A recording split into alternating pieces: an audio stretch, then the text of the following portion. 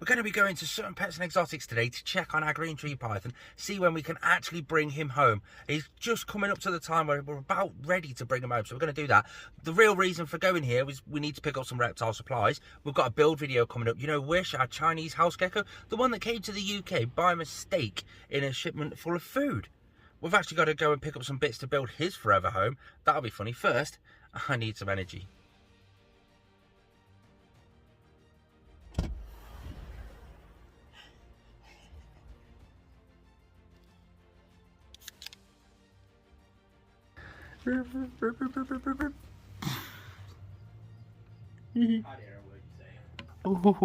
Gargoyle, gargoyle, look at him. Ooh, ooh. What else have we got? What else have we got? Let's have a look. Aki, oi, oi, oi. Chameleon. Hello, mate. You enjoying yourself there, mate? Are you enjoying yourself? You look like it. What else have we got? Let's have a look. Oh, look at this little Tego nose. Little Tego nose down there, just fast asleep, doesn't even realise he's got food there. Oh, I love this Euromastics. No, I'm not going to get it. No, I'm not going to get it. No, I'm not going to get it. Hello, buddy. Hello. Is there another feed, and then I'll be able to get this dude home. You wait till you see the name that I've got on this dude. He just looks amazing. But what about the babies? Have we got... Hello. Hello. Oh. Whoa. Hello, little guy. Big kid when I come in here, but I need to pick up some stuff. Number one.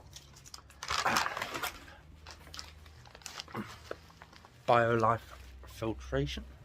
And... I need a new heat bulb for the Mourning Geckos. Right. Oh, we'll move that out of the way. That's the enclosure that we're building. First jobs first, Mourning Geckos. This is their setup, and I'm kind of sort of a bit on edge with this one because there's so many babies in there now. We've got a few eggs there. There was a few eggs in that little cup there incubating. Everything is growing really well, but I really do need to get in there to sort of do some general maintenance. However, every time I open the door, baby Mourning Geckos decide they want to try and escape. That one's doing really well, actually. We've got Wish, which is currently in that little enclosure around there. And in here, we've got Death Wish as well. We've got a baby in here somewhere that's got a little stubby tail on it. Every single time I try and open the enclosure, he tries to jump out. Every time he tries to start on all the other Mourning Geckos, he's just got a Death Wish. And he likes to sort of hang around in this little ridge just up here. See where the actual lid meets the glass? That's where he likes to hang around. So every time I open the door, he tries to dart out. He's Death Wish. Check out this dude down here just chilling. It's not often we actually see the Mourning Geckos out and about doing such stuff. But I do need to get in there. I do need to clean that glass. And I do need to do some plant trimming as well because that is becoming overgrown. But check out that one at the back, the teardrop sort of tiny one. That's really taken hold. I only stuck a little tiny cutting in there, what, 2 weeks ago? And it's already done that much. Right, we've got to change the heat bulb. To do that, it couldn't be any simpler. The way we've secured it up here is by, we've got this piece of cord just going straight through the mesh and just holding it in place. So all we have to really do is lay it down like that, hold it in place, get the old 60-watt bulb out and drop in a new one. For those who think I get everything for free and you can make a fortune on YouTube, believe me, we spend a fortune on looking after these animals, so the price just reflects into that. It's little things like these £6 bulbs. Oh, there we go. So that's in, that's sorted. Just got to wait for the thermostat to reach, because obviously these are set on a thermostat. When the thermostat reduces, maybe later tonight, that bulb will come back on and we'll be able to start seeing the Mourning Geckos actually hanging around the bromeliads over in this corner, because that tends to be where they go when they've got the water. I use the Reptile Systems heat bulbs, $5.99, 60 watt. That's just 60 watt because that's always had a 60 watt. I use these because quite simply, I've done a duration test with loads of different brands of these in the past. If I can find the video, I'll link it up there. And we basically stuck it on a pulse proportional thermostat. And so it was going on, off, a million times a day. And we just saw how many times, or how long it would actually last before it blew the bulb. And we've done it with the Reptile Systems, the Exoterra, the Arcadias, and a few others as well. And I was surprised by the results, but these came out way on top. So that's why I use the Reptile Systems bulbs anyway. While we're here, It's bugging me. The glass is filthy. I need to sort it. How do we sort it? Well, number one, we put a towel on the floor. Number two, we get our little spray bottle, our little spray nozzle. What we're going to do, we're going to open one side of the door, give it a nice gentle mist, and then we have got a blade inside this handle. We're just going to race over it, scraping it, make it nice and clean. Hopefully none of the babies actually escape. And then we're going to grab the towel and just give it a dry. And it's amazing how quick and how simple that works. You don't need all the excessive products to be able to do this. Let's hope, one, the eggs up there don't pop, because as the eggs grow, obviously the babies grow inside the eggs actually do grow. So let's hope they've not adhered to the side panel. We have been able to open the door with them in place. And let's just hope Deathwish doesn't come out and try and murder himself as it goes. While I'm thinking about that, I'll get myself a catch cup, just in case. Fruit fly colony cups do come in handy for some purpose. We'll put that to hand. We've got the hose. Let's have a quick tap. If anything is kicking around, it should have bolted. Yes, the eggs are doing fine. The eggs are great. There's no babies kicking around there or there. Got to be careful of those eggs. We give it a spray. Just a nice quick spray. Grab the door so it's nice and secure. Again, keeping a very close eye out for any babies. And then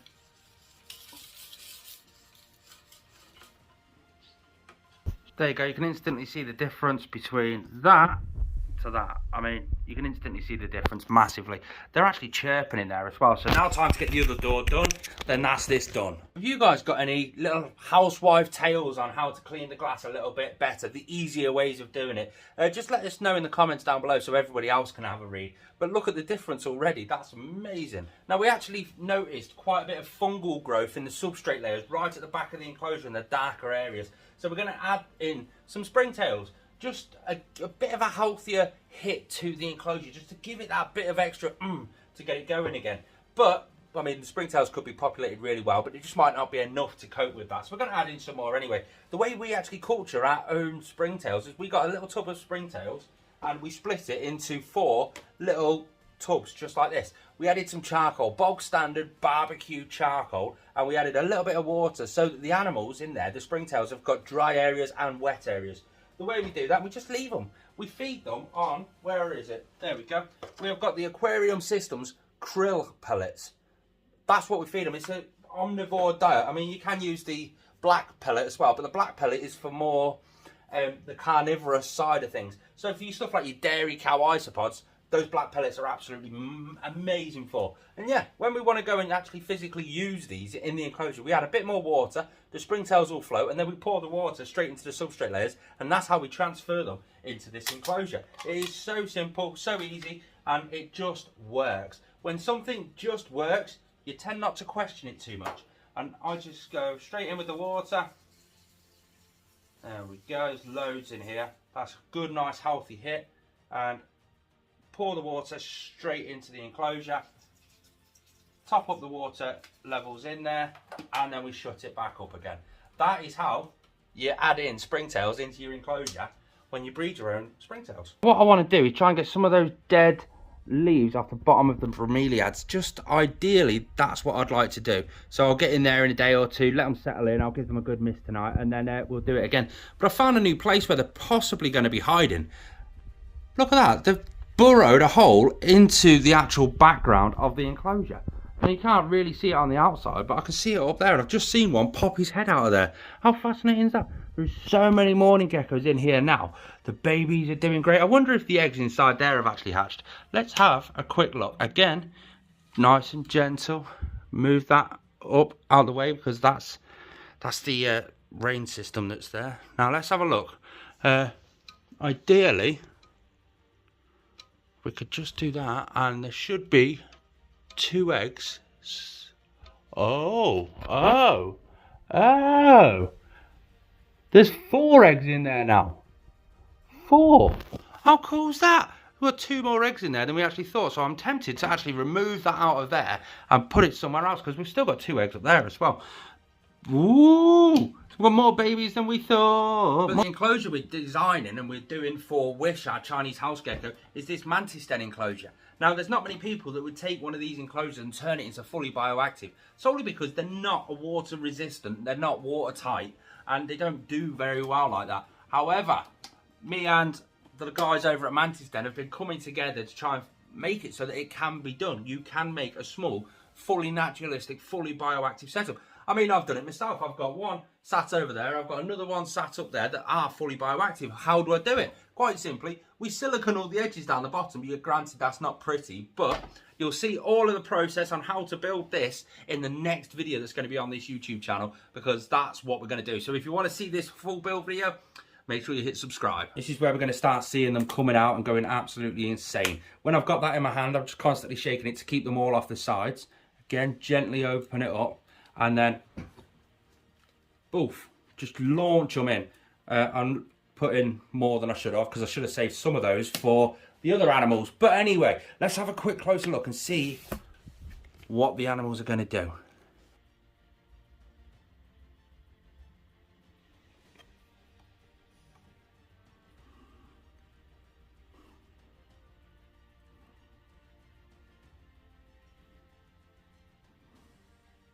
Now we're going to start doing some live food for all the other animals. Diego's getting a feed. Hugo, the Savannah Monitor, is getting a feed. God, it's been a busy day so far.